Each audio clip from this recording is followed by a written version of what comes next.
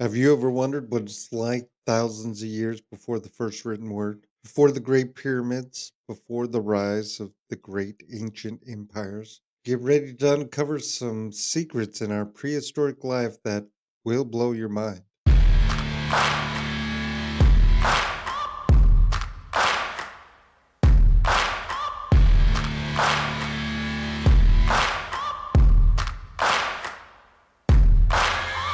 Searching for greatness in a sea of the dying and shameless. A sea of the aimless. I don't wanna be one of the nameless. I'ma wake up with the mindset that one day I'm gonna make it. And I don't think I'll be fine if I don't break my limitations. Don't try to stop me, I exist to write my own story. We have to think of archaeology as a time machine, letting us piece together tales of our ancient ancestors. Imagine living in a world where our survival depends on our wits and the handmade tools in which we have. Prehistoric archaeology gives us a look into that world. It tells us what the tools they crafted, the homes that they made, because gotta have shelter, and their daily life, or the mysteries in which they left behind for us to define. But what do these ancient clues tell us? Prehistoric archaeology studies human history before the dawn of writing. By examining these artifacts and remains, we can reconstruct their daily lives, give insight into what cultures they may have had, and what environments that they were living in. And trust me, that is very thrilling to do, and it's more thrilling than reading a history book. What type of timelines we're talking about when we say prehistoric archaeology?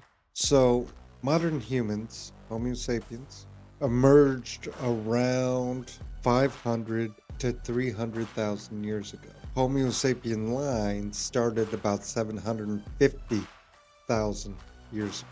Now, the thing is that recorded history with writing started about 7,500 years ago. That's a huge gap where we don't really know exactly what was going on. There's a lot of theories associated with that. So we have to really kind of picture what that world was like. We have to picture a world where your survival meant hunting with hand tools, gathering wild plants, adapting to ever changing environments. Sure, it was thrilling and it was an adventure. Now, one of our bedrock theories in which we have associated with archaeology is called the out of Africa theory. It proposes that modern humans originated in Africa and migrated outwards around 60,000 years ago. But see, here's the kicker. This theory has evolved and keeps evolving. It is not a stagnant idea. Now, the out of Africa theory is backed by genetic evidence, which is the Human Genome Project from 2000. They also have fossil record associated with this, and that suggests that all modern humans can trace their roots back to their ancestors in Africa. The Human Genome Project says we are 99.999, I believe, percent identical, and just that 0.001% of our bodies are the only differences. What they are reflecting as is that these early humans migrated across the globe as they were facing new challenges and adapting to their diverse environment. They became what we would know as modern humans. Now, initially, we thought that modern humans replaced the local populations of like Neanderthals and, as we know now, the Denisovans as well. But recent discoveries have shown that there was interbreeding and mixing of these genes with these ancient humans, okay? If you've ever seen somebody with a thick brow, like they have Neanderthal blood. There's a reflection of eye colors, okay? Because originally eye color was brown. That is a dominant gene for a reason, and blue eyes and red hair and blonde hair. Those are actually recessive genes associated through interbreeding. And this idea really changed how we viewed and understood human evolution. And we had to go back and change that. Over the years, there have been quite a few mind blowing discoveries. One would be Göbekli Tepe in Turkey. It's an archaeological site that dates back to about 10,000 BC. It predates one of the oldest sites that we ever thought would be found on the world, which is Stonehenge. And it predates that by 6,000 years. And it challenges everything we thought we knew about early humans. See, Göbekli Tepe was built by supposed hunter-gatherers, but it's not just a simple camp. It's a massive, sophisticated complex with intricate carvings and massive stone pillars. The site shows what prehistoric humans were capable of with their complex construction, the social organization, long before the agrarian society. This discovery flips the script on our understanding of what prehistory. Now, here's another one of those bedrock ideas of archaeology. Now, for decades, the Clovis first theory has dominated our understanding of the first Americans in North America and South America. It claims that the Clovis culture, dating back about 14,000 years or so, represented the earliest inhabitants. But hold on. This theory has also been debunked over recent years. However, groundbreaking discoveries have turned this theory on its head once again. Okay? Sites like Monteverde in Chile revealed that humans' presence as far back, if not further, than about 20,000 years ago. Okay? And that's predating the Clovis culture by a millennia or so. Okay. So you can see this Clovis site in Topper, South Carolina. Okay? It is actually pushing back on the Clovis first idea. And it says that actually humans weren't here just about 13,000 years ago. They can predate that back 50,000 years. These findings shattered the Clovis first theory and is reshaping our understanding of early human migrations, especially into the United States and into the North and South American continent. Now, there is a few pieces of information that's a little bit on the darker side, and why it's so important that we access the true records instead of trying to just ignore what we don't want to fit in that box. See, there is a story that's been going around, and it's about Lewis and Clark. It states that Thomas Jefferson reportedly instructed them to totally destroy any indications of earlier settlements when they were out doing the survey of the Louisiana Purchase. We had what was called manifest destiny. We had the idea that we should be from one ocean to the other. So this action was really a broader effort to promote that narrative that Europeans can settle in this and we were the true inhabitants of America. Now, the Topper site in South Carolina is one of the most controversial and revolutionary discoveries in North American archaeology. Like I said, their excavations have unearthed artifacts dating back 50,000 years, suggesting that humans were in the Americas long before the Clovis culture. Which makes sense, because like we said, there's only about 300,000 to 500,000 years of people moving around that we really don't know about. That's a huge amount. Now, these findings in Topper have sparked intense debate because they're like, well, it can't be, your carbon dating has to be wrong, or any of this. It's forcing archaeologists to rethink their timeline of human migration, because they're like, okay, if this didn't happen then, when did it happen? Some archaeologists have pinned this in their pegboard or their timeline, and now they feel as though if they take it out, Where do anything land in the timeline? Like they are having such a hard time understanding that no, that really did happen. Clovis did come around about that time. That stays there. But we need to find out what happened before that. Okay? What happened maybe while that was happening? What happened further back? Let's take a look at the time frames further. Now, because this is changing everything that we thought we knew, and it's opening up new possibilities of human settlements in the Americas, people are having a problem with that. Okay? And archaeology often faces criticism associated with this as being stuck in a scholastic box. They totally want to make sure that everybody has to have the same ideas as them. Now, an anthropologist is not supposed to do that.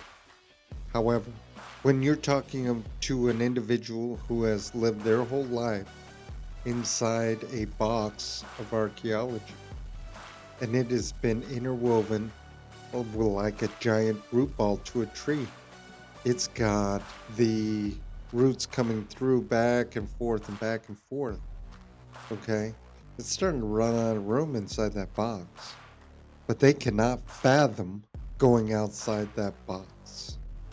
They cannot understand or perceive outside that box. Now, there are ways that we can change that, but it is still pretty stagnant as we speak right now. Despite new evidence of advanced technologies, many archaeologists are reluctant to revise the historical timelines or considering findings that contradict long-held theories. They just are. Because if you've only known one thing, how can you change to know something else? That's really it. So you're thinking about professors who are literally teaching over and over and over again these specific theories. It is ingrained in who they are. It only happens this way. It is only that way. How do you change that? Now, like I said, we have a couple ways. All right. But let's take an example of what we were talking about. Discoveries suggesting advanced human activity far earlier than previously thought. Topper site is a prime example of that. The archaeologist just asked himself why he was stopped digging. How do we know that there is only one thing? How do we know that it is only one way? So he started digging and he went down 3 meters, right? 3 meters. And that changed from 10, 15,000 to 50,000 years at the same site.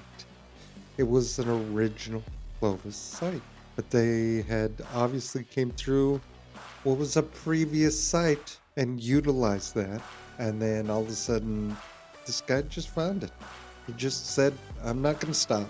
So there is this stagnation that can slow down our understanding of prehistory and delay the acceptance of groundbreaking evidence. And it's often due to the resistance of the academic establishment by offering very intense scrutiny and high bars to get over for something that shouldn't take that much understanding. So that's why the next part is increasingly important. Despite the low paces, despite our slow paces of change, archaeological theories do evolve, such as the out of Africa theory. Instead of being 2 like they were when I went to school, they are now 1. That has expanded significantly from one single event to a very complex process involving multiple waves going out, interacting with other species. Now, there's new evidence that these multiple waves of migration and interbreeding with other hominids or humans complicates the narrative and opens up even more possibilities for understanding our human prehistory. So, given the fact that we're adding more to the story now, Also, how do we address this stagnation? Well, because we've added so much to the theories now, it's important that we now embrace new technologies and interdisciplinary approaches, such as advances in DNA. So, collaboration between archaeologists, geneticists, climatologists, other scientists can offer a more holistic understanding of the human history. And it can also totally muddy the waters.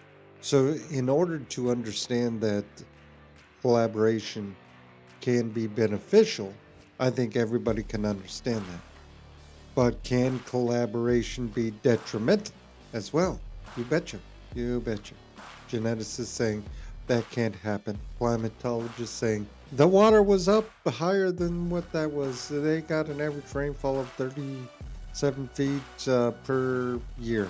This area couldn't have been. The archaeologists found it, but everybody's saying it can't happen. So, how can we encourage open mindedness and flexibility in the academic community? That's going to be critical for integrating this new evidence and revising our outdated theories. Okay? Without understanding that there is always going to be somebody dragging their feet. There is always going to be somebody kicking and screaming in order to be brought into the new ideas because they can't understand why. It's going to be ultimately important. We cannot stop the process for the few. The idea of the few ruling over the many should not be a thing. So, am I saying that we should no longer vet the information? No, I'm not. But do not think that this is something that should go unnoticed because archaeological discoveries continue to shed light on the mysteries of prehistoric life. You know, we've had breathtaking cave paintings. We actually have cave paintings that are 200,000 years old in Southeast Asia. 200,000 years old on an island? How'd they get on the island? Really? They didn't spring up there, okay? And these should be giving us a glimpse into the minds and the cultures of our long distant ancestors, okay? Each find is a piece to a puzzle of prehistoric life. Right now it's empty. It's like you have the border and you trying to figure out what the picture is, okay? Because the box is brown. You can't see a picture. The border is pre-made. That's it. You got to figure out what the picture is and how it goes together. See, the discovery of sophisticated burial practices, for example, suggests certain things like early humans had complex beliefs about life and death, in which they did. It indicates a rich spiritual and cultural life, things in which you can attest to even today. So you really should be looking if we have a deep connection with that, why wouldn't they? You should be asking yourself to understand not only where we've been, but where we are now. You know, as we delve deeper into the past, we uncover more and more of our incredible journey of the human evolution. Archaeology not only helps us understand where we came from physically, but it also inspires us to appreciate the ingenuity, the resilience of our ancestors. Yet it's critical for the field to remain open to our ideas and new ideas of the evidence and break free from the constraints of traditional thinking, critical thinking for a reason. Now, I do want to thank you for helping us on this mind-blowing exploration of prehistoric life. If you've enjoyed this video, please give us a like. Don't forget to smash it. Go ahead and subscribe and hit the bell notification, okay? Stay updated on our latest content. Please let us know in the comments what aspects of prehistoric life fascinates you the most and what you really enjoy. Let's have a conversation. Continue speaking to each other so that we can make this our channel, not just mine, but ours as a community. Until next time, keep digging for the truth. And remember, the past is never truly gone. It's always waiting to be discovered. The Nerdy Old Man out.